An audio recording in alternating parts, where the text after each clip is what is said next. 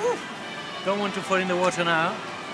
All the way from Venice to London on a gondola. That's a journey for you, isn't it? Grazie Marco. Marco Greselin, il gondoliere extraordinaire. So why would you come to Trafalgar Square from Piazza San Marco when it's a bit chilly in London? Well, you would not want to miss the latest major exhibition the National Gallery has just opened, will you? You don't know? You mean you haven't heard? You haven't heard? Well, here I am. Venice, Canaletto and his rival. Come, let's go. I've heard that the National Gallery has got lots of Canaletto, all in rooms 38. Mistake. Big mistake. As a matter of fact, only one of the National Gallery Canaletto has been included in the exhibition. Why? Well, because Canaletto and his rival, lots of other painters who painted Venice. Let's have a chat about it. What this exhibition shows us is the rise of the Venetian vedute, or view paintings, as we know them, in the 18th century. And it also through paintings of Canaletto, who is probably the most famous and most popular painter of that period, but also through other major artists. As a matter of fact, Canaletto was by no means the first one to do vedute. It was a tradition imported from Northern Europe by the Dutch painter Van Vitelli, who in 1697 painted what we know as the first Venetian vedute. 1697, this is also the date of birth of Canaletto. Early in the 18th century, Luca Carlevaris established the convention for the vedute when Canaletto was still in his nappies.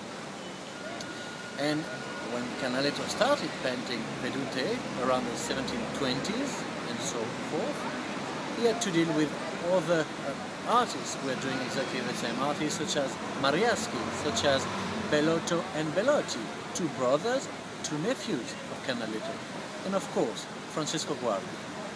So, how does the exhibition go about showing us that rise in the 18th century? The exhibition gets to show us this rise of the Venetian vedute by juxtaposing paintings of the different artists. What I mean is that you're going to enter a room and see in front of you what seems to be once, twice, 3 times the same picture. Then, on a closer look, you're going to realize that actually the colors are quite different, and so are the characters and, well, the reflection in the water. Yes, this exhibition shows us how from the same position different artists could come up with a completely different vedute. In fact, that seems pretty logical to me.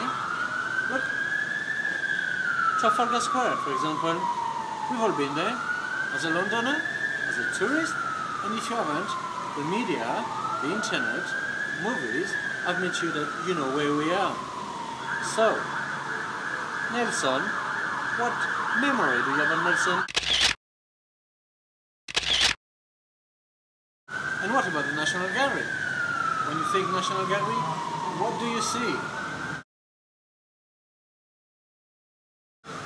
So, get the picture? Let's go and see the paintings. Enough talking.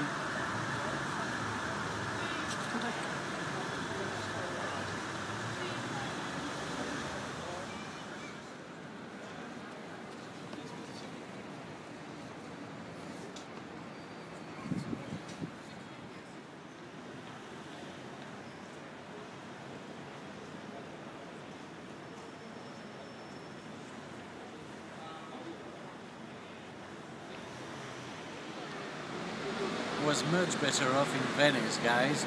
Wasn't drizzling, as you call it. Anyway, at this stage you probably expect that I had smuggled in this camera phone to show you paintings. Mistake. Never. 9 yet. Come on, guys. There's nothing like the experience of seeing the big paintings live from close range. I mean, 200, 300-year-old paintings from 20, 15, 10 centimeters.